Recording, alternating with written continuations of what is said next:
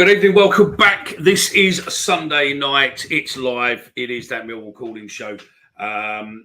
Joining me tonight is the one and only, probably going to be negative Dan, but we'll start where we mean to go on and say good evening, Dan. How are you?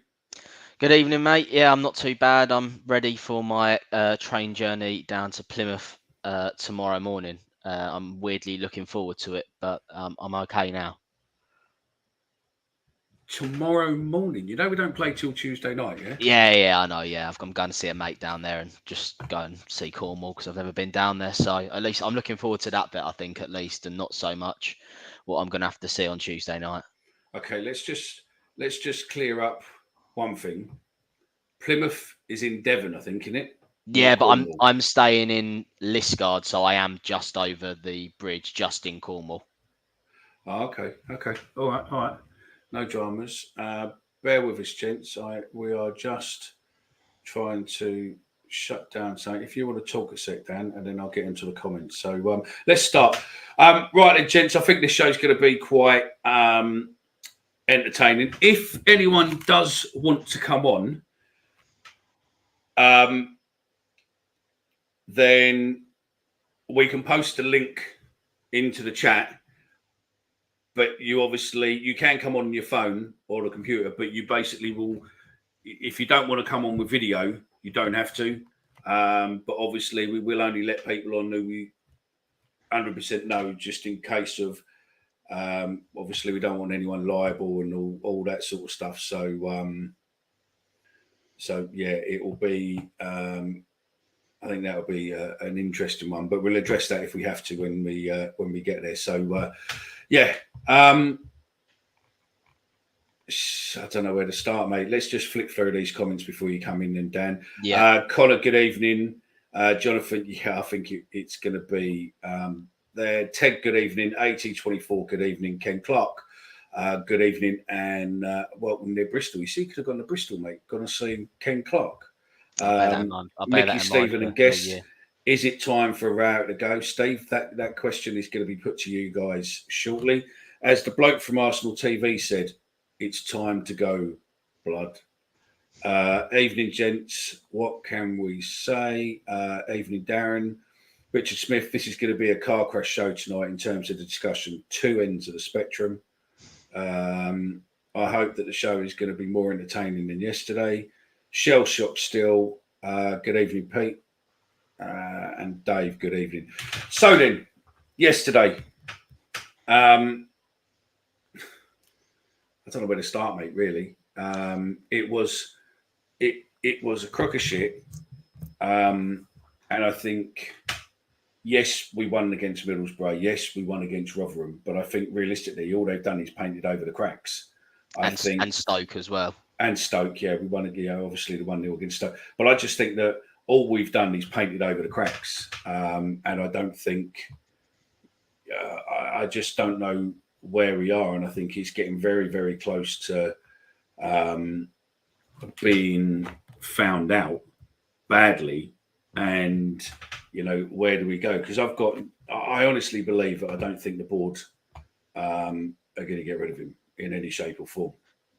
No, let's deal with some facts quickly here, just before we take a little dive completely into Swansea. It's now 5 wins in 19 games in all competitions, stretching back to the Huddersfield game in the middle of March last season. That's 22 games, isn't it? I thought it was 19. Maybe, okay, mate. So, but we're about 5 in 20. 5 wins in 20, near enough. Across that, added into so far this season, we are now the second lowest scorers in the league, behind Sheffield Wednesday.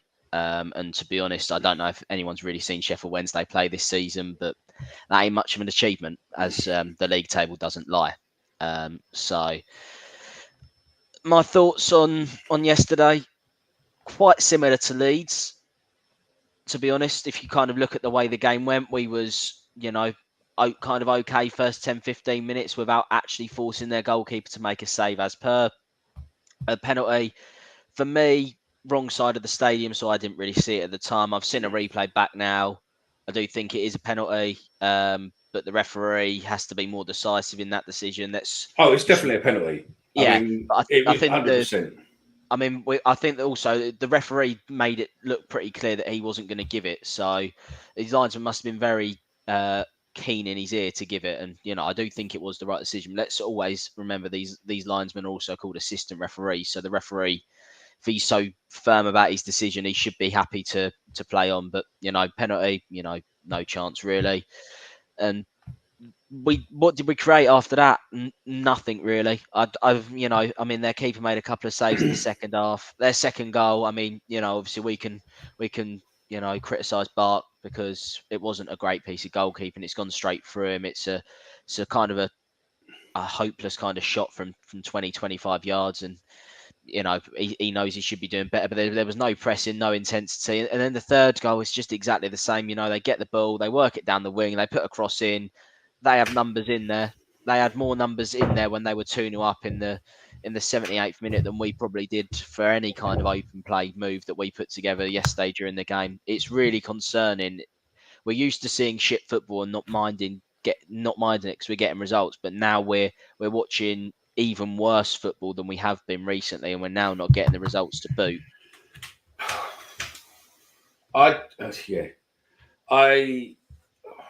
I mean, looking at the stats there, I mean, we had 1, 2, 3, 4, 5, 6, 7 periods of play, and the rest of it was pretty much are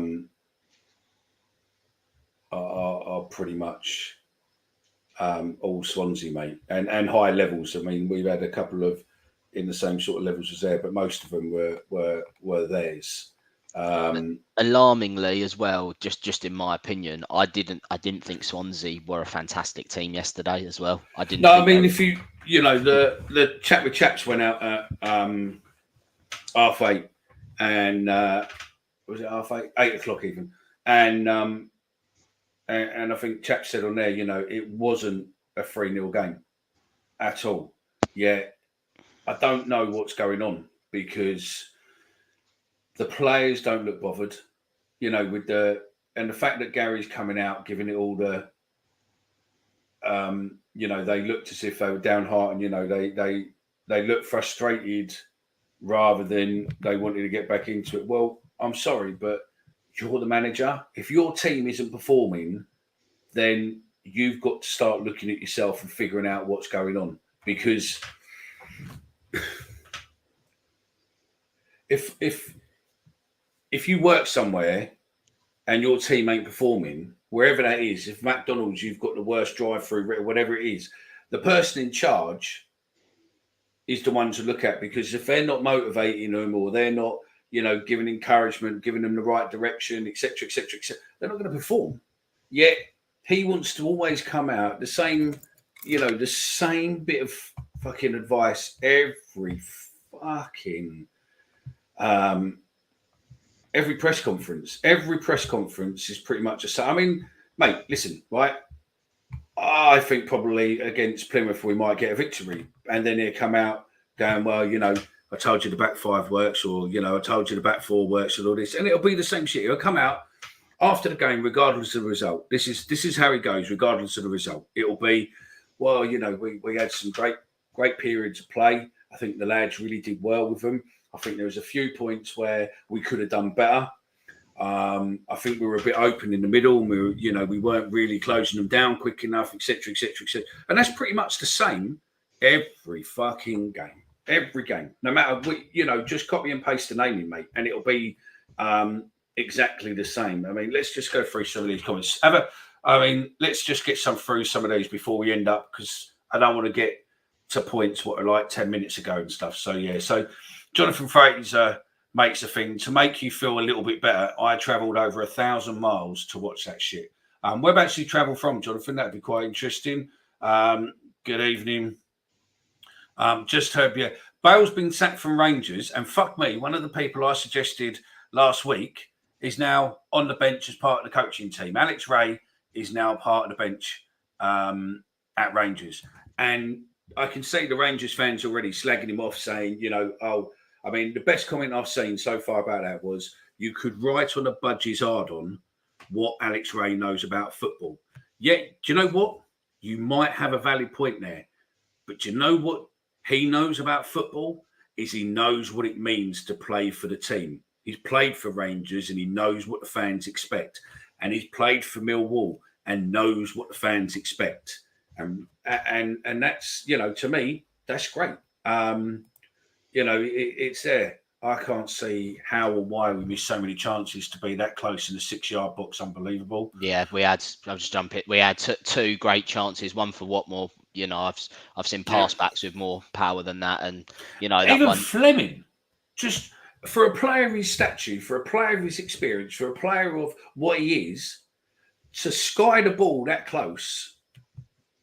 Fuck me. Even I'd be able to get it on target and save. But yeah. I've heard the same. Bill's toxic, no thanks. Yeah, I'm not too sure on that. It started off quite well at Rangers and QPR, then kind of went downhill pretty quickly. Yeah, too right, Mickey. We're a massive bunch.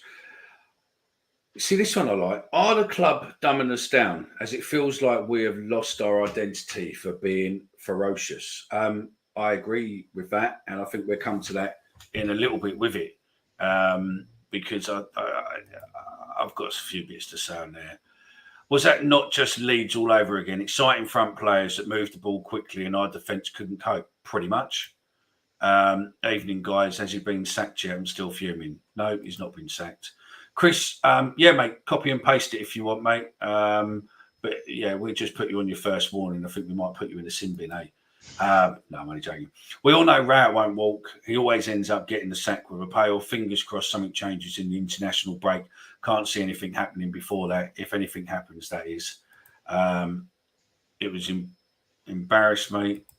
Yeah, ref could never see it as Coops had his back to him. I agree with you. And Coops did try to do a bit of, football dark arts, but on the same level, he still had hold of his shirt, and he should know better to do that in that area. Also, I feel like, to be honest, now obviously I've seen it back, and I think it's a penalty.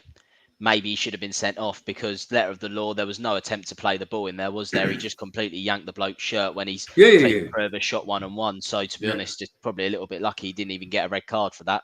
Yeah, and then, I mean, look, not the same as Leeds, mate. We had 22 shots yesterday and still can't score. Good evening, mate. Hi, boys. Shit result. No drive, no magic. We'll beat Plymouth 1-0 next. Yeah, I could see that. We either beat Plymouth 1-0 or we get turned over 4 or 5-0. There's no in between on Tuesday. It's going to go one or the other. And Steve, I agree with that, and I think we will come to that in a little bit later on with the other bit what was raised there. So yeah, Petty's had some linesmen didn't give a penalty when Cooper had his shirt almost taken off his back half from a corner in the second half. I totally agree with that. What does Fleming actually do? I don't know, Richard, but if you do find out, please do let us know. Let us all turn. No, Chris, no. No, it's a bit extreme, Chris. We're not, listen, right? We're not that. We're not that. And, all the other teams that want to do that, the likes of Southend and all that lot, go ahead. Go ahead, turn up with tennis balls and all that lot, mate, because it fucking does fuck all. And knowing Millwall and knowing, the way the old Bill and everyone else loves us so much, I wouldn't put it past them that anybody who throws something on the pitch would be traced. And fucking, well, to be fair, most people would probably think it's grateful at the moment to be banned. The most disappointing thing in the atmosphere is gone. Take that away, and part of Millwall dies 100%. We'll come to that in a bit. I think he's lost the trust of the players and thinks he should be shown the door. Spencer, he's never walked and never will. Give him the apprentices for his money. Yeah. They are not 100% playing for him anymore. Totally agree. Gary Rowett never blames himself. Yep, said last week, Richard, he is lazy. Rowett is a stubborn fucker. He's got to change. He's got to change. The manager is killing the atmosphere, but the day starts off good, talking with mates outside, the sun's out, good facilities, food, entertainment, better then. Same old shit for Mr. Rowett. I'm done. Let's move on. Mr. Warnock to get us up. Now, that's not a bad shout there, Bobby. The football starts and it's yawn. Yep. Where's the other boys tonight? Skyvin as always, mate. Absolutely. No, Stephen's doing something. I don't know where Joe will probably be listening, but he's not allowed to come on. Chris, I think, is working. Don't know where Ben is. I think he's got something doing with the family. I think he's got his daughter tonight. So yeah, but the live ones are normally me and someone else. So yeah, I'm in Dundee. I come down once a month. Christ. Perhaps the players don't want to play. Let's just flip through some of these. Go on, you speak, Dan, and I'll just flip through these. We don't have to read them all. Yeah, I mean, we're stuck in a bit of an awkward place now, aren't we? There is obviously, I think the fans are kind of making their intentions clear about how they feel about Mr. Rowett. I think, the majority of the fan base want him gone. I know, obviously, Mickey, we ran a Twitter poll. Do you have any numbers roughly what the percentage was? I think it was around kind of in excess of 80% want him gone. There's obviously the question of who do we want. I'm now seeing Rangers have obviously sacked Michael Beale tonight. I'm not calling for Michael Beale to come in. I don't think he would be the right man for us. 87% want him gone. So yeah, it's pretty, out of 1,057 people. That's a pretty conclusive number to me. And I think the man that a lot of us have kind of been saying we would quite like him to come in to take the job would be Kevin Muscat. But I have a bad feeling that he's going to be quite high up on the Rangers shortlist, given his links to Rangers, and given as well, obviously, Postecoglou, how well he did up in Scotland, and obviously Muscat being very similar to him. So it'll be quite interesting to see what happens there. I mean, obviously, we've seen the comment for Neil Warnock. I don't think Warnock would be my choice, given his age and stuff like that. I feel like if we're in February, March, and we're in a relegation battle, maybe, but I don't feel like going for Warnock now would be a great decision. I also don't know whether he'd come. He might want to either stay closer to home where he lives in Cornwall, or stay in Yorkshire where he knows he's obviously loved and adored up there. There's a lot of names being kind of thrown about. I've seen Neil Harris thrown about a few times. Again, not for me. Not slating the job at all. Neil Harris did while he was at Millwall Football Club. Obviously, he got us up, made us a very decent But he's team. left. But he's left, and he's doing great at Gillingham. Let's leave him there. And we need to move forwards. If we go back to Harris, to me, that's a step backwards. So I saw Chris Wilder there. I think that would probably be quite a good appointment. When he took over at Sheffield United, they were kind of in a bit of a similar position to us, kind of underdogs punching. Or when he got him into the Championship, underdogs punching, did really well. Obviously got him up and then had a really good season. I know obviously Stock's kind of taken a little bit of a hammering after his spell at Middlesbrough, and obviously Watford last season was a basket case anyway, so I wouldn't judge him off that. So I do feel like Chris Wilder, if he would be interested, would definitely be a strong candidate. What about that point? What's on there now? What about that point from David? Leader there, the one was. You can see that comment, can't you? Yeah, I can see that comment. I think let's just read it in case you're listening to on a podcast before you go. Well, what's he asked? The question is, I think one of the main problems is that our centre backs are simply not comfortable enough on the ball to play out from the back. Lumping it aimlessly is hopeless. I think Ryan Leonard's good enough to play out from the back. Obviously, he's got a bit of a midfield background now, formerly, so I think he's okay to get on the ball. And he brings it forward quite well. He can get us up the pitch a little bit more. So I don't mind Ryan Leonard coming in. As someone who can move the ball, but Cooper gets it and Murray Wallace get it, and they look incredibly awkward. And it's a bit like when they've got it, it's like they've almost got a hot potato at their feet. They just want it away from their feet ASAP. I remember Cooper did a crossfield pitch, a crossfield switch yesterday, and it went straight over. I think it was Leonard's head on the other side. So, I think that is a very valid point. And, yesterday, the way Swansea were playing with kind of almost half pressing us and then kind of backing off a little bit. It was inviting our centre halves to play it around the back. And, up front, we were a bit like statues yesterday. We didn't have Bradshaw making those runs in behind that he usually does. So that was, in essence, the problem yesterday, sorry. Yeah, you see, the thing is, I don't know where to start or to say with it all, because I mean we're trying to get through these. Nathan Jones, that's not a bad shout. I mean, obviously, I know he's Stoke and Southampton times didn't go well, but we're more similar to Luton than we are to Stoke and Southampton. Yeah, he would probably be in there. Now that's a good call, because allegedly I've heard that Robbo ain't been seen around a bit, but I don't know, whatever it was. But I would potentially, I would love Muscat, but he is unproven. And I suggested on Twitter the other day, and I have no proof, and I don't even know if they'd work together. But I said, Muscat and Ryan Mason would be a good call. And Ryan Mason maybe if he wants to, but then again, I know he's obviously on the coaching staff, and he's kind of got a good thing going on at Spurs. I think Nugent and Robinson would be obviously a great short-term solution, and you give them a couple of games, assess their credibility and stuff. But obviously, the thing I want to almost highlight here, the fact is, if we're getting rid of Rowett, I think we have to clear out the whole backroom staff, because they're all Rowett's team. They're all defenders. I think we need almost a completely fresh start. And I would even maybe go as far as saying we might even need to go and even clear out upstairs a little bit more to get even more of a fresh start. Aldridge, Kavanagh. 100%. I think, right, let's flick through these. Okay.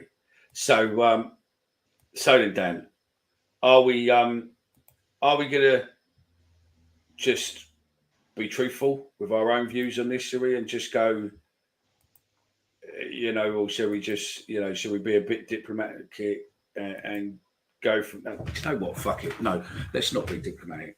The problem is this, right? We've got a journalist stroke fan, whatever you want to call him, in charge of everything to do with the operational side of football and do whatever it is. I mean, I don't know what his job title is. I mean, I could find it if I could really be asked to, but I can't. It's whatever it is, right? Alex Aldridge is, right? I don't know the fella.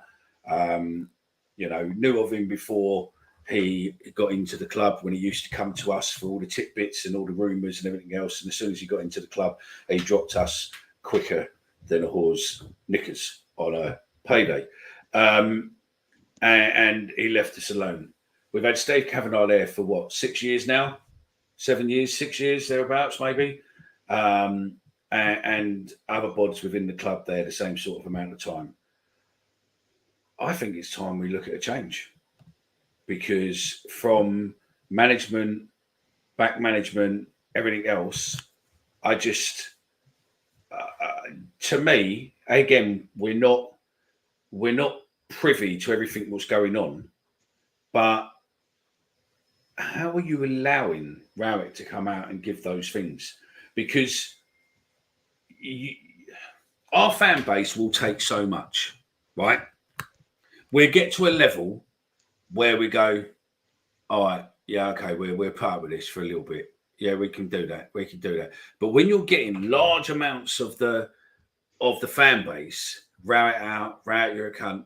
And the fact that the cheeky fucker's clapping your football shit and then fucking pointing at players on Saturday going, fucking not me, it's them. No, I don't give a fuck. Your name sits above the fucking, on the team sheet. You're the man who's in charge of it. Those 80-minute substitutions or 78-minute substitutions or whatever, whatever minute you do, they're down to you, no one else, right? And listen, don't think that I'm saying you're a shit manager, because the stats say otherwise. You're not a shit manager, right? You've done really well with Millwall. You've established them as a mid-table championship team over the last 4 years. This year could be different, but we're only 8 games in. Let's not start throwing, the baby out with the bathwater. We are only 8 games in, and knowing our luck and knowing his luck, he will suddenly go on a 10-game unbeaten run, and we'll be fucking 3rd place or something, right? But where are we going with Gary Rowett type football? I honestly believe that we won't get Premiership with Gary Rowett. I just don't think we will. I don't think if you speak to some of the players and you speak to some other people who seem to know bits and pieces there, he doesn't come across as a great man management. And I think when we lost Callum Davis, that was probably our man manager. I don't think Adam Barrett is a great man manager either. or accordingly. I know that there are some players who he doesn't speak to from one week to the next. There's speculation that he's falling out with Saville and others, and you just get to a stage where you go, listen, right? Thanks very much. You've got us established and all that, but unfortunately, you don't have the bollocks basically to take us that next step. We need to go 7 places higher than where we've been the last 3 seasons. And unfortunately, you can't take us there. So we're now going to make a choice. And we're going to now make a choice and say, thank you. You've got a 40% win rate over your time, but that's obviously going down as each game. And thank you very much for everything you've done. There's the door. See you later. And then bring in someone else. And then look at, a proper football director of football. I don't know who. Maybe Neil Warnock is a director of football. I don't know. Yeah, I think we need clearly someone with some kind of football experience upstairs. I mean, obviously, one of whatever Aldridge's titles is, whatever falls under it, is obviously recruitment. Took that off someone who had clearly done quite a good job for the club identifying players. The former head of recruitment had identified Fleming just as an example. I know obviously Fleming hasn't been great this season, but we can't forget what he did last season. It's just, to be honest, you can probably almost tell a little bit of my energy right now with the way we're speaking, or at least the way I feel like I'm speaking, how we almost feel about Millwall. We almost just feel worn out. Yesterday, given the South London traffic, it took me about 3.5 hours to get from near Tunbridge, where I live, to Millwall and back. And it just absolutely sucks the life out of you. You look forward to going to Millwall every weekend, and that's what you get served up. Yeah, no, that's it. There is no leader on the pitch. There is no one who... With Hutchinson out injured, he's best leader. He's currently leaving on the bench for Campbell, who currently looks terribly unfit. He looks horribly unfit, and that's probably one of the reasons why I think we're struggling, because we're getting continuously overran. I think we're getting overran in the midfield, and Campbell looks unfit. He's contributing to that problem. Just one sec, Stephen. Obviously, you're watching. No, we're not missing you. The fan base is missing you and asking where you are. We know that, unfortunately, you've got that nasty thing you need to get sorted out, mate. So once that's sorted out, then just come back on, mate. It's really welcome. I understand that you needed to get that sorted. You and Joe on your first date and all that. No, I'm sorry. That's right. A tough, no-nonsense manager is needed to knock some sense into. Completely agree. I'm going to flip through these. I personally, as someone put a little minute ago, where was it? It was there. Allegedly, Muscat's contract expires in January. I'll give it to Nugent and Robbo until then, and go from there. Wouldn't you? Yeah, I think if his contract's up, then I think that would be a great pick. I'm just going to pull something up because I was speaking to a couple of people, obviously, about Muscat earlier, and there was someone posted something in there about the way Muscat wants to play football. And here's what he said. When you're a kid, when I was 6 or 7 years old, I don't remember chasing older kids around the schoolyard, Muscat said. I don't remember them. I don't remember enjoying chasing them when they had the ball. All the flashbacks and good times in my football was with the ball, doing a lot of the thinking. It all involved getting the ball back very quickly and being aggressive really high because you wanted the ball. That's how it all came about, then doing my coaching license and developing. Then obviously the pinnacle of it was, this was very important in my career, spending 15, 16 months with Ange Postecoglou. I've had all these ideas. People talk about the vision, philosophy and all the buzzwords, but you have to have this game style of the way you want to play. And I felt at the time it was really significant. Then the most difficult thing is bringing that to life. How do I get this group of people to implement that vision? I was fortunate at that time with Ange, and if you recall, we played without a striker. That's just something I got sent earlier from a website called Keep Up, who did an interview with Kevin Muscat. And you know what he said at the start of that about the players enjoy having the ball. We all probably played football when we was younger, even whether it was for a little Sunday league team in our school playground. We all just wanted the ball when we was young. Like surely players don't enjoy the instructions. It was quite clear from Rowett. Rowett wants to get the ball up the other end of the pitch. You can't tell me that our defenders and midfielders, whenever they get the ball, all they want to do is just try and launch it straight over the top, and then everyone tries to run like a headless chicken after it. That's it. Mill Holden. It's Steve Lomas, and he wasn't the West Ham manager. He's West Ham captain, and then come to us. But I think that's the fella you're all about. Is unless it's someone else, and say if we're wrong, but yeah, it's that's Steve Lomas, and our old guy, our old panel and person Kai. He took a banner to the first game with "fuck off Lomas" or "Lomas out." So good luck to him. Maybe we need to do that again. Yeah. Right. Here we go. Right, Dan, you know football well, and Bod's in the panel. Why is Campbell getting a start over Saville? The only thing I can think of is the fact that we put a clause in there with Luton that says he has to play X amount, or we have to pay X amount per game. Campbell doesn't play X minutes or whatever. Because there is absolutely no reason why Alan Campbell should be starting games of football over George Saville or even Billy Mitchell at this point in time. He looks terribly unfit. He gets the ball and seems to slow our game right down. He's just not at it. I'm sure, Luton fans, when he signed for us, they said, he's a good player on his day. He's a great player at that level. He'll do very well for us. Well, we haven't seen it yet. I don't know what he got up to in pre-season. He just looks unfit. You play two centre mids. That's you're asking for problems when you play two centre mids. Campbell's one of them. He looks knackered after 55, 60 minutes.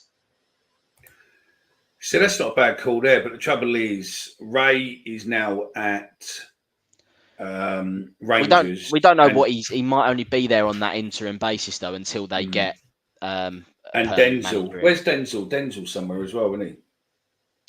Couldn't tell you. Barnsley, I think.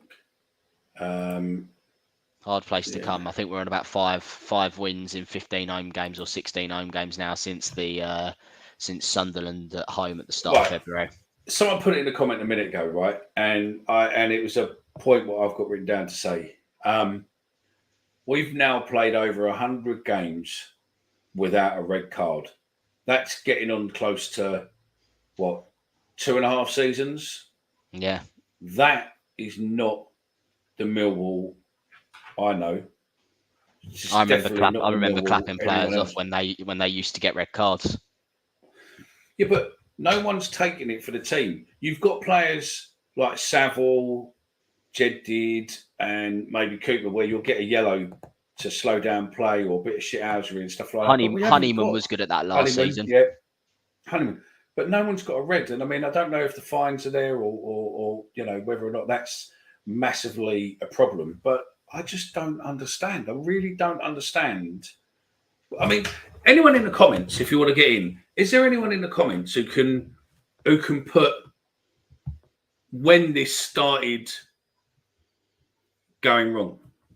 I mean, we haven't, 5 wins in the last 19 or 22 games is a problem. But realistically, when did it start going wrong? I mean, I think the first season we lived on a high with it. It was good. Yeah, and if COVID hadn't came around when I think we would have made the top 6 that season. But and then all of a sudden, the COVID era as such, and then we come out of COVID last season.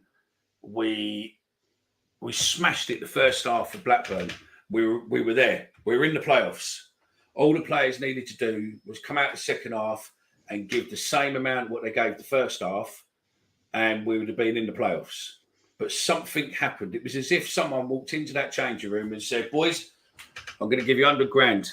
Go out there and just don't play second half." Obviously, it was going on. I thought it was going on before that, though. You look back, probably to games at kind of the start of March where we were we were winning, not winning them all that convincingly. Obviously, just before that, that Huddersfield game where I'm kind of counting it from, we beat Swansea 2-1 in last season, but that was due to two kind of poor lucky goals on our behalf. Beat Reading 1-0 away with a penalty, but that wasn't a great performance against the team that ended up getting relegated from the league. So it's probably been going on really. The last time I genuinely remember going down to the Den and actually enjoy watching us play a game of football was that Sheffield United game where we won 3-2 with Bradshaw's late goal. That was probably the last time I really enjoyed going down to the Den and actually enjoyed a game of football, which is, how long ago is that now? That's got to be about 9 months ago now, 8, 9 months now. So in the comments, I'd just like to think: would you go out of your way to watch Millwall play currently? If you know, a lot of the time people go, "No, I'm just going to go." You know, I've got something else, but I'll go. I'll go like you are. I'm going to Plymouth, blah blah blah. But realistically, can you really be asked now to follow? Yeah, okay, you'll go to the home game, but realistically, I think you know what I mean by that comment. Millwall's Millwall. You're always going to watch Millwall as such, but can is part of you now going? Can I really be asked for it? Can I really fucking have a barley with a missus or put a family event off or do something to go watch Millwall, as in the same way that you would if we were winning all the time, or at least showing that we could win. We could, you could get away with it, but yeah, if we win 2 on the spin, we will be having those same conversations. Absolutely. I'm sick of away fans taking it. Now that's it. Now Ted Striker. Is that the fella from Aeroplane? It is. That's that actor, isn't it? I think. But yeah, I don't know. That is the question. When have you ever seen fans come to the Den and just take it? I mean, there was a thing that. Did you see that the bit what the club posted out? What's written on the wall near the changing rooms? Our ground, our stadium was saying gone. Yeah, I think we've all seen it. It's like it says like, the atmosphere makes it a tough place to come, but yeah, be feared. Yeah, that is bollocks right now, because the problem is every time you want us to come, 3 weeks later, you tell us, don't. Yes, I understand. And when I was found on the board, I sat there and I basically said, there's a fine line to cross, right? There's a fine line to walk between being, slightly chaotic over it, where it can get you into trouble and get the club into trouble, and, being that vocal 12th man. But football's being killed as football. The chance now you can be kicked up on, you can do this, you can do that. It's football is being sterilised in every possible way because of TV revenue and everything else. And the problem is that football fans don't stick up, don't go. That's it. But he's on the verge now of, if the fans turn, and I don't really think he's got a lot left now. He's on skating on thin ice. If the fans turn, good luck, because we've all seen what happens when fans turn in past history of us, and I don't know. I really don't know what to say, mate. The football sucks the life out of us. It's not great. We speak so many times. We've had a lot of sellout home crowds since kind of February, March, to try and, and they've tried to obviously boost the atmosphere, but, this is absolutely nothing against the fans at all, because we turn up in our numbers, we travel really well for, who we are. But, the fact the club now have to put a supposed battle cry video in before we start the game, it just feels wrong. We've never had that. We've always had let them come. Obviously, London Calling, Town Called Malice, then onto Let Them Come, and then onto Hey Jude, and now it just doesn't feel right. It's all about image. That's now, it, isn't it? Right? It's all about image and fuck all to do with identity. And I mean, I saw something earlier on somewhere, right? And I'll see if I can find it and do it. But I mean, that's fine. But I'll while you're looking for that, I'll say my piece, because of it's almost more like what Mickey says about image these days. I don't think the club will sack Gary Rowett unless it gets to kind of February, March time. We're in a relegation battle. And obviously, if we drop out of the Championship, you go from potentially having 2,000 to 3,000 away fans to potentially 200 to 300 away fans for some games. Obviously, that it becomes a less attractive place for tourists to come and visit as well. So I don't think it's going to happen. Now, I would love for the club to absolutely prove me wrong and sack him. I'd take it if they sacked him tomorrow before Plymouth. I think if they were going to sack him before Plymouth, it would have happened by now. If they want to sack him after Plymouth, that's fine. But I would just be shocked if the absolute earliest I think we'll sack him is going to be February, March, and that's if we're in a relegation battle. I think you're probably right, mate. I think it's I think personally it's too late. I think it will do us more damage than not if they were to sack him right now. But then again, I don't know. I think the time to sack him really was probably beginning of last season, or the end of last season after the Blackburn, and just went, thanks very much. You've taken as far as as you can, and unfortunately, we're now going to go from there. So this is what I've seen, right? Lack of leadership, lack of movement, lack of ideas, lack of motivation, lack of aggression, lack of aptitude, lack of desire, lack of will, lack of want, lack of trying. And the person that wrote that said, I could go on. And they're fucking right. You name it at the moment, and I reckon we could probably say it about Millwall. I have never in my life seen so many, even when Lomas was there and even when Holloway was there, I have never in my life seen so many fans saying the football is boring. There is nothing about us. And the fact that a club like Swansea, who hasn't won away from home all season, can then suddenly come to the Den. Okay, they get a lucky penalty. Could have gone the other way, but it didn't.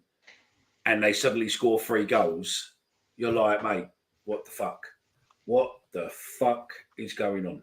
They weren't a good team, but all they had was the ability to string 5 to 10 passes together, and that was it. That is all they had, and that, to be honest, that's all you need to do. That is all you need to do against Millwall at the minute. You just need to be able to run a bit, because if you can run a bit, you'll certainly outrun us at this point in time. You just need to be able to string 10 passes together, and you'll cut through us like a hot knife through butter. And we could get swept away. I feel like, to be honest, these 3-0s, to be honest, we keep saying these games shouldn't have ended 3-0. Yeah, some of them probably shouldn't have, but I feel like we're probably due an absolute hiding if we keep playing the way we do at this rate. And obviously, I'm going to look at Plymouth because it's the next game, and I'm going to be going down there. And honestly, fair play to anyone that I see down there or does make the journey down there, because that is, especially with the way the club's going at the minute, that is a fantastic, way to, be a supporter. So, fair play to you, but I've even lost my train of thought there. Oh, look, I really don't know if we lose at Plymouth, and I don't know what to expect. That was what I was going to say. I feel like, obviously, you look at Plymouth in their last home game, they stuck 6 goals past Norwich. That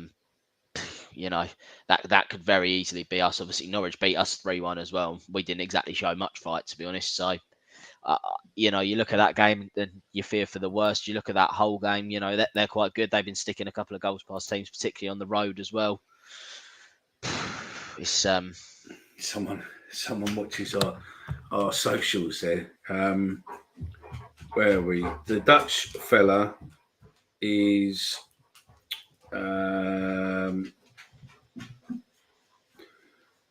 Ollie, and I'm not going to pronounce it right, but we'll go for there. No, Gio van Bronckhorst. Giovanni van Bronckhorst. Yeah, there we go. that's who the former Rangers manager. Yeah, the 4 tuna guys said he's available. That's who you want. There's loads of Dutch managers over here what are out at the moment. So yeah, Theo probably would have done, but I don't know. Right, I don't know, mate. Oh, mate, 100%. The fans turn, he won't lose the thingy. Oh, mate, so do I. I don't know. When it's too late, yeah, that'll be the thingy, mate. Harry the dog. We all go down. That is absolutely fucking nailed on. All we do is go down for a good game of football, a good punch up, and that's it. And a good piss take. That's it. We just that is all you want from Millwall. It's not even. Yeah, 100% there, Richard. Mate,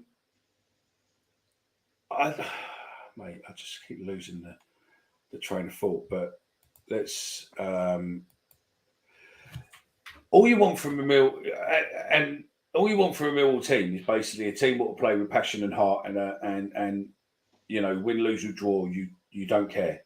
But right now, is it because we don't have Millwall type players on the pitch? Because realistically, with the current situation of that, and I know it's this and that, I would be playing Saville, Billy Mitchell.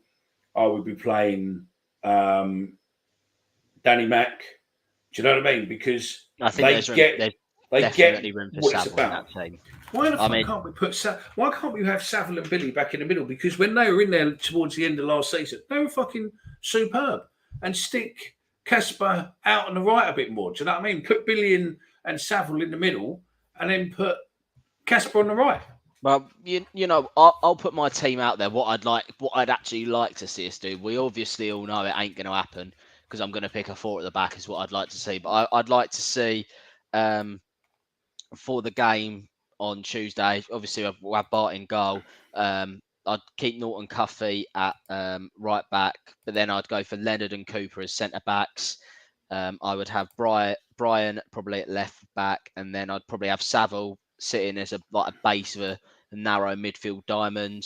And then I would have Casper and Billy either side of them, Fleming at the tip of that diamond, and I think it's time we start Idemar Maku up top with Kevin Nisbet. I'll be honest. Watmore, I didn't, with Watmore, we know he's either going to blow hot or cold. To me, yesterday, I was far from impressed. One thing I've noticed about Watmore is that he never lifts his head up whenever he's on the ball. He just lifts his head up like when he looks to pass. He never has an eye up. He's always got his head down. It genuinely wouldn't surprise me if he got an injury in training from walking into a lamppost or something when he was running with the ball. It's just, I think that would be a team I'd like to see change it up. We can't have Murray Wallace playing. He's been a good servant, but he's been crap. And I've seen a comment there. We're all saying it. If he's going to stick with the 5, where's Wes Harding? Where is Wes Harding? What is the point in bringing him in? He looked okay in that hour he's played against Birmingham. But if I was him, and he's probably a nice lad and everything, but you're probably thinking to yourself a little bit, I must not be very good at football if I'm sitting on the bench behind these guys. Yeah, but the thing is, listen, right? He spent a fortune on striking talent and wingers midfield talent, right? Yeah, he's come out on how many fucking interviews and went, "Oh, we don't need a centre back. We're all right. We've got enough. We don't need a centre back." And you're like, "What are you missing? What we're not?" How the fuck can you sit there and say, "Oh, we don't need a centre back"? Because you know what we'll try and do in January to try and rectify that. We'll go back in for Charlie Cresswell on loan because he can't really get a kick in at Leeds, which is baffling, by the way. Especially when you see how how shit their defence is. Particularly makes it even more laughable when we couldn't score past them, and yet they concede. They fall apart like a poppadom against Southampton yesterday. It is right. Listen, right. And again, all this AI stuff and all that, right, earlier, and all this, right, and obviously this is what you call it. It's a little bit over the thing, but I put into ChatGPT earlier, right, and went, right, what I want you to do is basically told it, is basically Gary Rowett, is it his time to go in all of this, right? So this is what it come out with, right? And I thought it was quite funny. It's a little bit thin. I was going to open with it, but it changed. So it says, so basically, ladies and gentlemen, fellow devotees of Millwall and listeners of that Millwall podcast, as we gather in the virtual pews of the digital cathedral dedicated to all things Millwall, I humbly stand before you to address a topic of profound significance: the tenure of Gary Rowett as our beloved Millwall manager. In the world of football, our club stands as a beacon of grit, determination, and wavering loyalty through the highs and lows. We, the faithful, have always been the heartbeat of this institution. Our passion for the blue and white runs as deep as the rivers that cradle our beloved Bermondsey. Yet, my dear listeners, it's with a heavy heart that I raise the issue for contemplation, whether it is time for Gary Rowett to walk away from his role as Millwall manager. In a hallowed ground to the Den, we have celebrated victories that shook the very foundations of this cathedral of football. Our cheers have echoed through the generations, resonating with the spirit of Millwall. But as the season have come and gone, we could not ignore the shadows of its inconsistency that have crept upon us. The faithful deserve more than the fleeting promise of triumph. They deserve leaders who can shepherd our lions to sustained greatness. It is our sacred duty as dedicated supporters to confirm whether change is needed, for change can breathe new life into the soul of our club.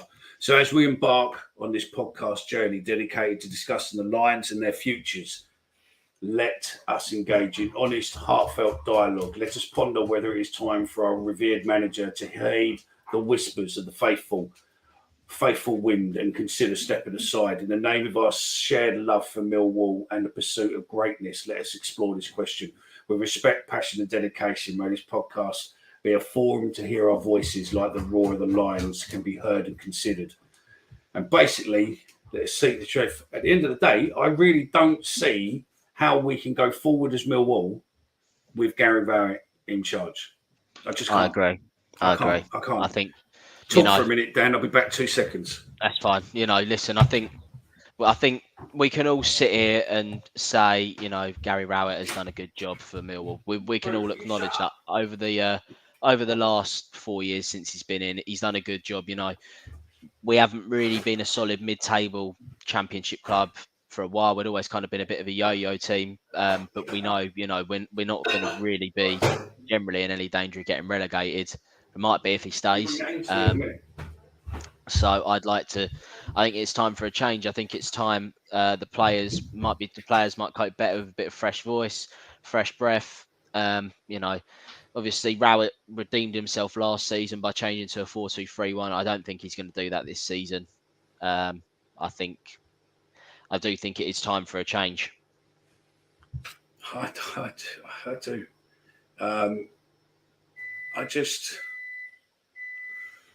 I think that point there is a serious question. Does anyone feel Rowett wants to sack based on his knowledge post-match? No, unless a manager has a strong connection to a club and they can sense it isn't going very well, they're going to obviously stay for his payout.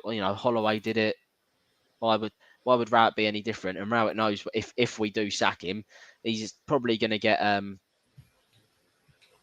Rowett probably isn't going to get another job for a bit. He'll probably take a bit of time out. He'll probably go and do a bit of punditry for Sky, which he does do on the weekends when we don't play anyway. So he's probably looking forward to getting back into that at this point in time.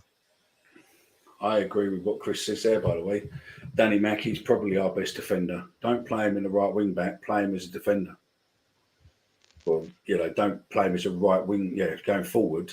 Well, if we was to move to a formation that consists of a full back and a winger, would that be to maybe have Norton Cuffy as your winger and Danny as your fullback. That could be quite an effective combo down the right hand side.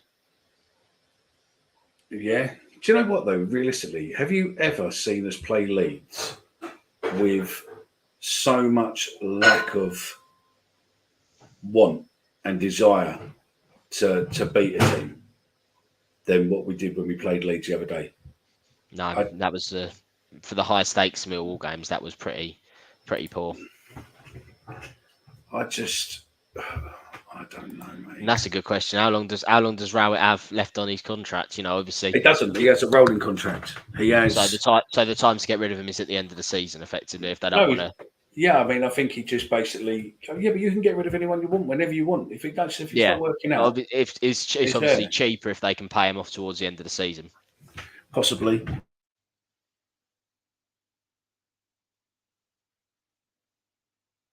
What the terms are, whatever, but yeah, it could be for you. Sorry, AT24. I went to get a coffee, mate. I went to redo my coffee because it went cold.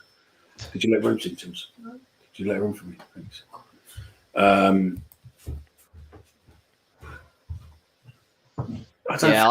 with Martin here. I want to look forward to going to the Den. I think most of us, to be honest, you want to at least have something to play for. Would you take 19th, 20th, 21st, kind of staying up in the last few games to have a bit more kind of attacking, a bit more fresh ideas? Yeah, I don't know, mate. I don't think we need. I don't think you want direct action because the problem is when you start doing that, coming from my time as fan of the board and everything else, and I've seen the amount of level of grief. Listen, right, Rowett. To me, I think Rowett served his time. Right. Thank you for everything you've done. Thank you very much for establishing us as a mid-table established championship team, and this is the longest we've been in the championship in our history. Thank you very much for that. But just man up and say you can't think. You have got on paper some of the best players we've ever had at Millwall, and some of the best players. This is the best team that I've. I'm 21 now. Other than the cup final team when I was 2, this is probably the best squad of Millwall players I've known in my lifetime, on paper at least. Absolutely. And the question you've got to ask is why will they not play for Gary Rowett? What is there? What's going on? Why, Rowett just I don't know. He can't get them. We've got 2 games left, and then we go into the international break. And I honestly can see Rowett getting 2 wins. It wouldn't surprise me at all. It's what he does. And then what will happen is that he will be bullish. With a few of his press conferences, he will be bullish. He did it straight after the Stoke game, didn't he? Obviously, we won again after the back of Norwich, won against Stoke, despite being outclassed for probably 55 to 60 minutes of that game. Still won the game, but wasn't great, was it? No.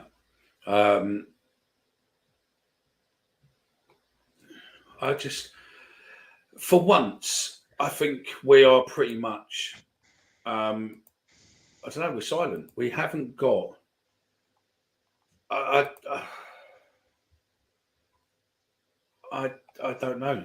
I don't know. Yeah, I mean, maybe some fans, depending on who you speak to, Neil got some abuse or his family got some abuse and he's just, enough is enough and Neil win. But Neil's time's done. Neil has our leading goal scorer record, what realistically under the current manager, no one's going to beat that. Not unless they're here long term. No one's going to beat that record. He had a great manager, with us. He got us everything else. But that's it. All these people will go, oh, yeah, Harris back. No, Harris is done. We move forward. We've got to go after someone. We've got to go after someone who will get us. Because as much as Gary sits there and goes, oh yeah, I get what Millwall's about. I do this, I do that. You've got no idea what Millwall's about, mate. You've got no idea. What you've got is what people in the club tell you, but that's not what we're about. Come and see us. I'll tell you what, Gary, there's an open thing. Listen, right? We know you ain't going nowhere, and Millwall, right? Maybe, you know, maybe you lot put it and copy this in. Gary, come on the show. Tell us where we're going wrong. Tell us what we're saying about you is wrong. Because right now, honest to God, most of us believe that something's going on in the dressing room. You've lost the dressing room somewhere. You know, the players don't seem to want to play for you. You don't seem over-bothered. It's as if you're just coasting. You know, you're taking each game and then you come out and go, the same shit. We didn't do this. We didn't do that. It was frustrating. The players put their heads down when they should have put their heads up and gone for it and all that. If that's the case, get rid of those who you're saying don't play for the team. You've got an under-23 teams playing at the training grounds and all the way around the country who won the best under-23s team last year. Bring them on. Just bring them on. Because they look as if they've got heart. They look as if they've got passion. They look as if they've got something about them and know what it means to play for that fucking badge what sits on their chest. If the current players on that plaque don't want to do that, go get them. Go get someone who does. And Millwall, to us, is more than anything else. It flows through the blood. It's generation and generation and generation. It's about people. People don't like us, and we don't care. We really don't care. But we're turning into people who go, oh, that nasty man said this about us and all that. Fuck him. Do you know what I mean? I much preferred it when on Twitter, when someone started slagging us off, you just got, shut up, you cunt. That's it. Do you know what I mean? Back. Rather than, well, you know, blah, blah, blah, blah. Fuck off. You're a cunt. Fuck off. Do you know what I mean? Lazy journalists. All I do to lazy journalists is call them out. Lazy journalists. Do you know what I mean? If you want to use our name, the only reason you use our name in an article is because your story's shit and you want someone to read it. So you put Millwall in there because an algorithm somewhere is going to pick it up. That's it. Other than that, we're fearful. We used to have sellouts at the Den where the atmosphere was evil, right? Some games was evil. That Leeds game should have been our first game we played them in a few years. That game should have been toxic, not in an evil, toxic thingy way, but in a way to get the team on side. Yet it was dead. It was nothing. It was definitely not a Leeds game of the past. It was shit. And every sellout we've had, we've just been shit. Blackburn, shit. First game of the season, you know, at home, shit. You know, we Luton just last season, shit. Norwich last season, shit. It's like we get scared of playing at home in a big crowd. Rotherham in a midweek game, not a problem because there's only 10,000 people there. Leeds, any big game where you kind of get 18,000 people in there, we seem to shit our pants a little bit. That shouldn't be the Millwall way. No, it shouldn't.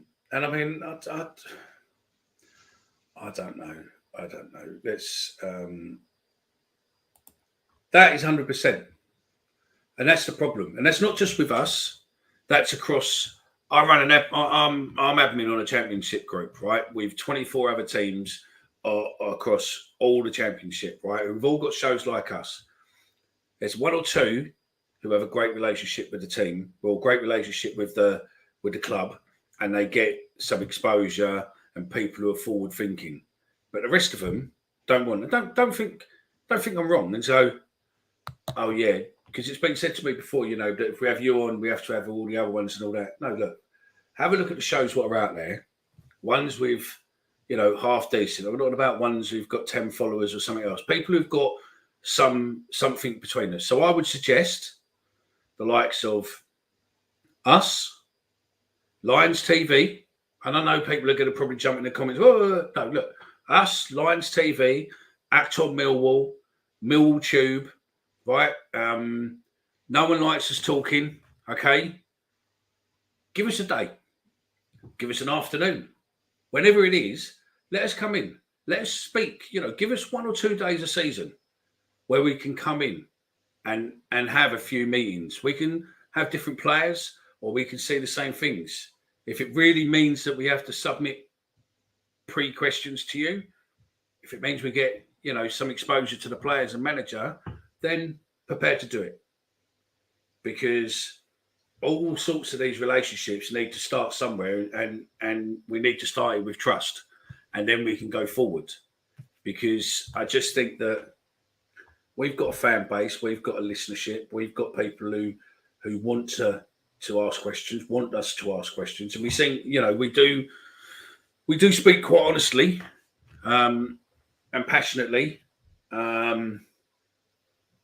It's there, but it will never happen, I don't think. Can you see it happening? You work within the journalism world. It's not there in his work. The world has changed, isn't it? Yeah. It's all about ticking boxes and making people happy. That video in Leeds only went out just in case it went the other way, so they could come out and go, well, we put this out. We did tell them not to. Yeah, unfortunately, it went the other way. It's all about covering your ass now. And that's not what, I mean, yeah, okay, Alex, yeah, I get what you're saying. But there's a couple of players there what potentially could outfill holes for us. Kids are getting restless with the football. What else you got to say then, Dan, before, because obviously I know you've got to get to bed and get up early, so we'll look at ending this very shortly. But yeah, yeah. Well, listen, we've got 2 games for the international break. Even 2 wins won't change my mind. Won't change a lot of people's minds, I don't think. I think we've all grown tired of it. I think we're all there. I think it's going to take a miracle for him to convince a lot of the fans back.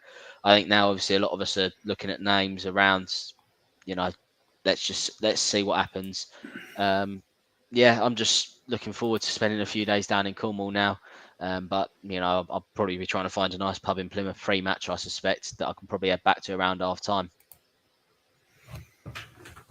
Yeah, I think it is. Before we go, you all right for another 10 minutes or so? Yeah. We'll have another 10 minutes. Yeah. No worries. So 10 minutes or so. Right. Yes, there will be a midweek live chat. Peter, we'll probably look at doing something maybe Wednesday night. Maybe we do a space. So I am trying to get space. Those of you who are on Twitter did hear us test earlier, but the delay on here was horrific. So we're going to look at that and see if there's something we can do with that. So bear with us. We are trying to get space connected to this so that then people can come on. So yeah. Put your predictions in for Plymouth, please, ladies and gents. And let's just see how bad you think it's going to be or how good you think it's going to be. And go from there. So, yeah. My thing is this, Dan, right? Is that everything about us, we've lost our identity, right? And what I mean by that is we've lost our identity as a fan representation. We've got a supporters group who most people don't trust. Most people don't want anything to do with. And because of that, they don't really have any purpose. Because if we did, they would be publicly standing up to a lot of the things going on with publicly, not behind doors, with the police's stuff with the facial recognition, what's happening with Rowett, what's happening with the club, what's happening with this, that, and the other. They would be standing up and raising concerns about an awful lot of things. Yet we don't see any of that. We've lost our identity as a team on the pitch. We're not the Millwall of old. We're not the Millwall with passion. We're not the Millwall with pride. We're not the Millwall who we've all grown up loving. And yes, we've had some fantastic players over the years, and that doesn't make Millwall. That makes that period of time. Millwall started from working class people who were working class. That's where Millwall started. So people of Morton's factory, everything else. That's where it started. We've come from humble beginnings to where we are now, and us personally in football, we used to pride ourselves that we were the last bastion of working class football. Yeah, the Premiership's destroyed the likes of Leeds, West Ham, Spurs, etc., etc., etc. Not us. We are the last bastions of football. Well, we're not in the Premiership, yet we're being sanitised. We're being told, we're being forced to put up with this football because no one's sitting there fighting for us. No one's questioning decisions. No one's asking, the question. Why isn't the MSC raising questions about what's happening with Rat? What's the board's view on Rat? Okay, they won't come to us. They won't come on the show, and they probably wouldn't give us a public, on the record comments. But why aren't they questioning? Why aren't they going to the board and saying, what's happening? Are you looking for a replacement? Are you happy with the results, what are being done? Are you happy with this or whatever? Make yourself fucking relevant, because right now you're not. And yet we got people like us who are coming here week in, week out, discussing stuff what the board must see and everyone else must see, yet no one's doing anything about it. We've just got to put up with this shit. One of the things that winds me up the most, and I know it's only a small little thing, and other people might look at it and be like, don't know what he's on about, and if you do, that's fair enough. But to me, just even like keeping the contract lengths like a complete secret, like whenever we sign a player, whenever that we sign a contract extension with a player, it's always an undisclosed fee. They've signed an undisclosed long-term contract. Well, where's the transparency in that? Like, how long do you class as long-term? Because I don't class 3 years as long-term. I class 4 years plus as long-term. I class 3 years as just signing a contract. Like, it's just little things like that have, where do we go? Where do we go? I do feel like Millwall are losing their identity. It wasn't that long ago where, we were playing that Leicester game in the FA Cup and Chilwell was too scared to go and take a throw in. That wasn't even that long ago. And this is where we are today. No, that's it. Right, here we go. This is the bit what we want. Let's come up here. Right, here we go. If we get him on the show, give him. Yeah, he'll be over video. Right, Tony, 3-1 Plymouth.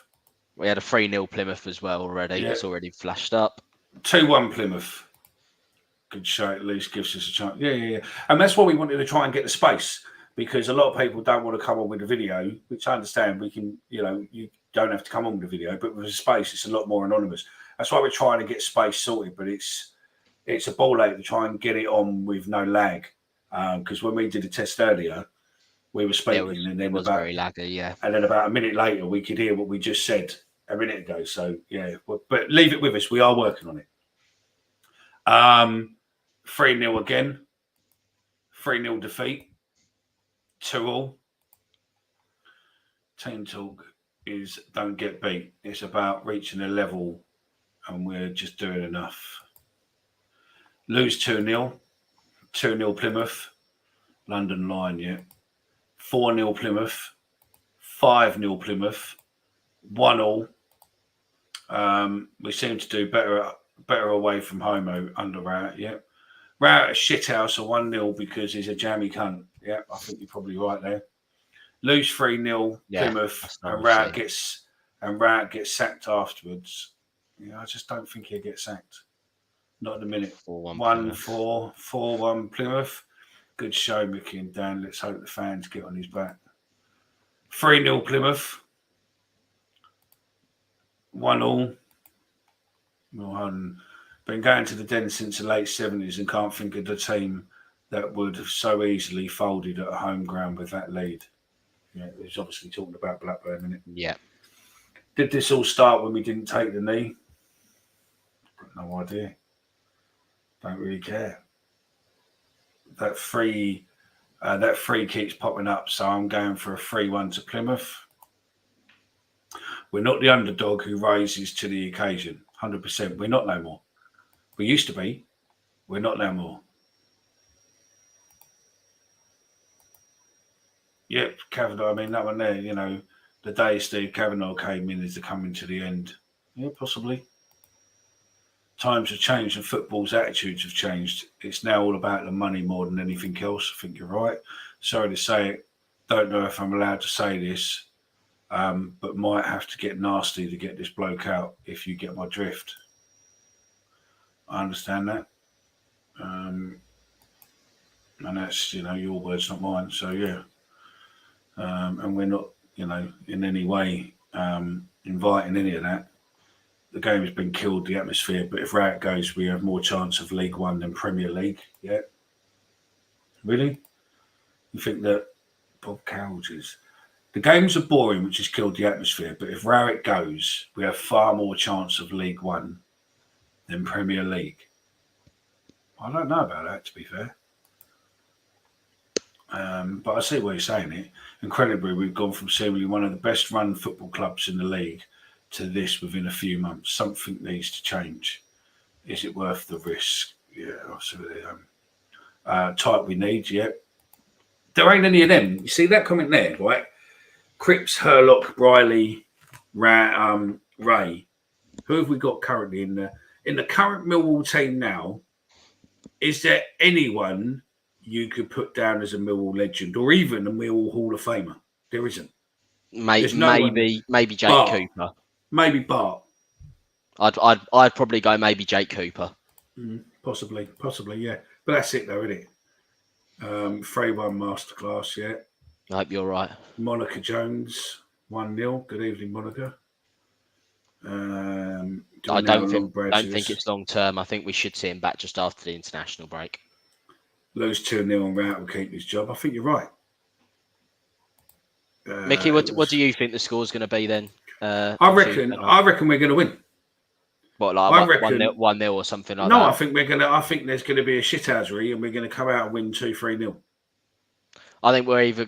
I don't know what Millwall's going to turn up. I think we're either going to we're either going to win 1-0 or we're either going to lose 5-0. I don't think there's going to be an in between with this game. I think it depends how we start, but there's every chance we might roll over very, very quickly. If they get an early goal, you know, they're going to be at home. They're going to have their tails up after their last home game. They've just got a decent point at Hull. I think if they come out quickly and get an early goal, I think the floodgates could definitely open. Hey, you talking about Ben Thatcher there, by the way? Damage. We've got powder puff players. Yeah, I don't mind seeing a defeat as long as the team fights 100%. I think it is. Look, listen. We didn't put anything in the halftime show. We didn't do a video there. We didn't really do what half of the stuff we planned on. We didn't expect to talk about Gary for this long. We didn't expect to do this, but I don't know. I don't know what the answer is. I haven't got the answers. All I know is that all we want is a team that wants to win. Even if we lose, if the team wanted to win and played like they wanted to win, we could handle a loss. We could have handled 3-0 loss against Swansea if the players showed heart, passion, and they wanted to play for that badge. But when the players aren't turning up on the pitch and you've got the manager doing, silly little things, clapping to fans and all that, listen, don't fucking pull the lion's tail, Gary. That's all I say to you. Yeah? We might look a different fan base to what we were maybe 5-10 years ago, but trust me when I tell you, do not pull that fucking lion's tail because there's still a mighty fucking bite on that Millwall fan base. And, Millwall is Millwall, mate. Don't fucking push them. I think that's it. That's the truth. Anything else you want, Dan? No, I was about to say, I think I'm gonna wrap it up here. It's been good to come on and speak, and at least we know, obviously, we're all kind of feeling the same way. As I said, I'm not too sure looking forward to the game. Looking forward to going down there, and if anyone's going down there, like you to, I wouldn't mind saying hello to a few of you guys. But we look forward to what comes. Whatever we know what happens, we'll be there together as a fan base. Dan's going to post out. He's going to sit in the Wetherspoons and post out his table number. So for all of you who want to buy him a beer, because I think he's absolutely he's mad. Yeah, and I think just to, the comment what's just come in there is, listen, that's a true statement. And I think the story is this. That badge on Millwall shirt is ours, okay? Kavanagh, Rowett, everyone else, you are just mere custodians of our football club. And you will come and you will go, and that badge will still be there, and we will still come through those turnstiles, and we will still support the team. So don't ever get too comfortable. It's not your team, it's ours. And I think we will leave it with that question. Whatever the question is, it isn't Rowett.